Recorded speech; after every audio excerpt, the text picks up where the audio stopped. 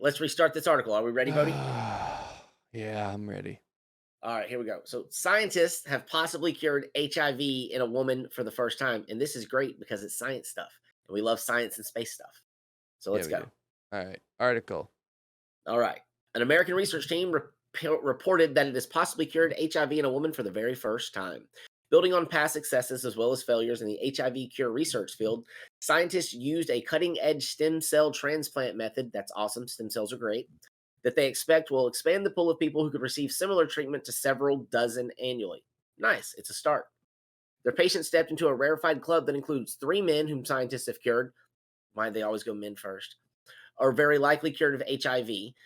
Researchers also know of two women whose own immune systems have quite extraordinarily apparently vanquished the virus.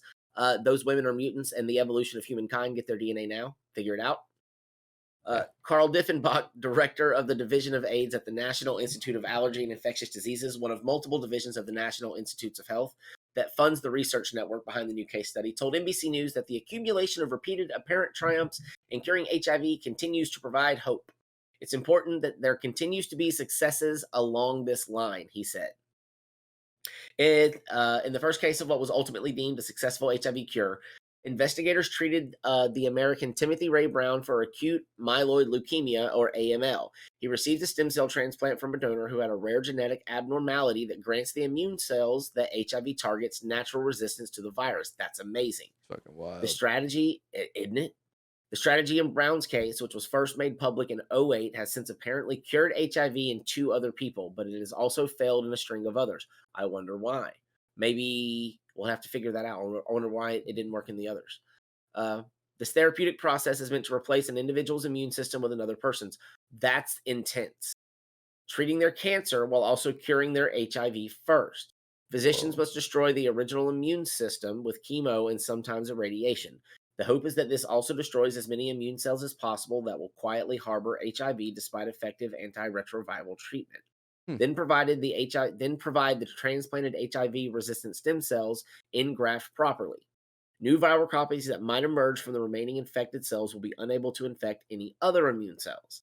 It is unethical, experts stress, to attempt an HIV cure through stem cell transplant, a toxic, sometimes fatal procedure, and anyone who does not have a potentially fatal cancer or other condition that already makes them a candidate for such a risky treatment. Right. Okay, so you can't have an active immune system and receive this treatment. They have to destroy your immune system first. That is a Hail Mary. Wow. So you basically gotta be pretty sure you're gonna die, Okay. before you even attempt it. Yeah, you got it. Yeah. Uh, So this the new this article is it's pretty pretty long. it's All right. pretty long. All right. Well, let's You know go back up just a little bit. No, I don't want to. I don't want to see. Let's go the cutting edge technology.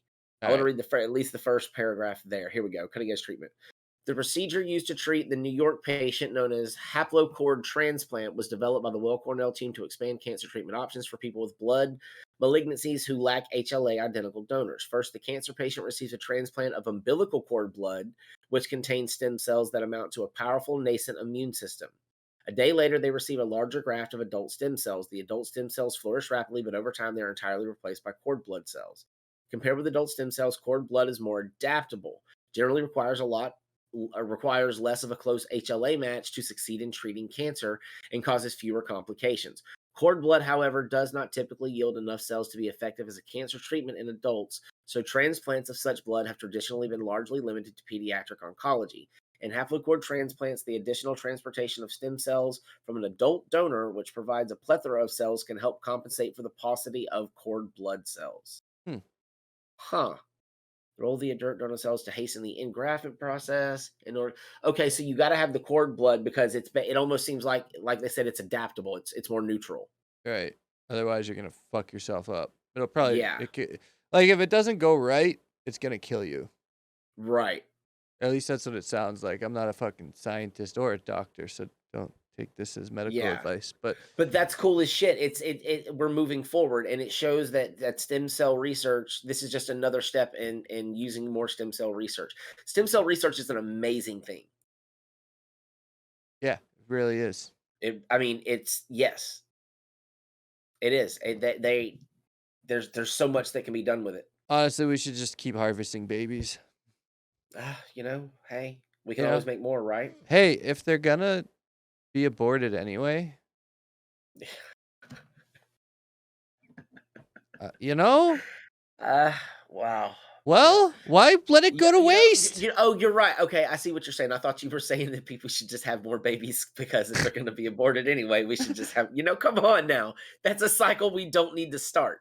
But no, I agree with you that if the abortions are going to happen, one way, you know what I'm saying. Do not let that. Don't let it go to waste. You're right. Don't let it go to waste. Yeah, I mean, why not?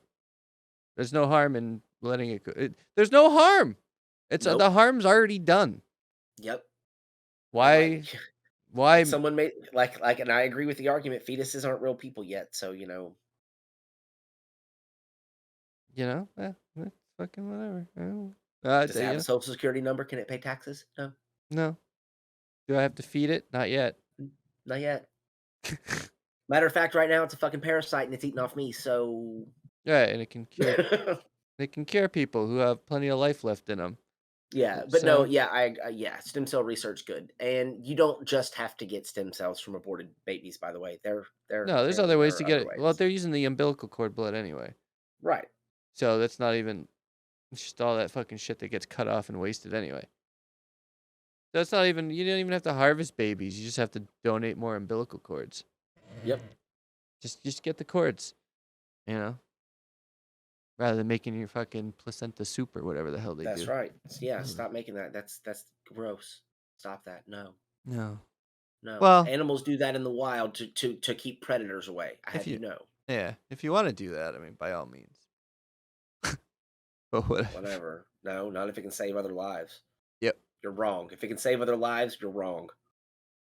Consider the woman in HIV remission.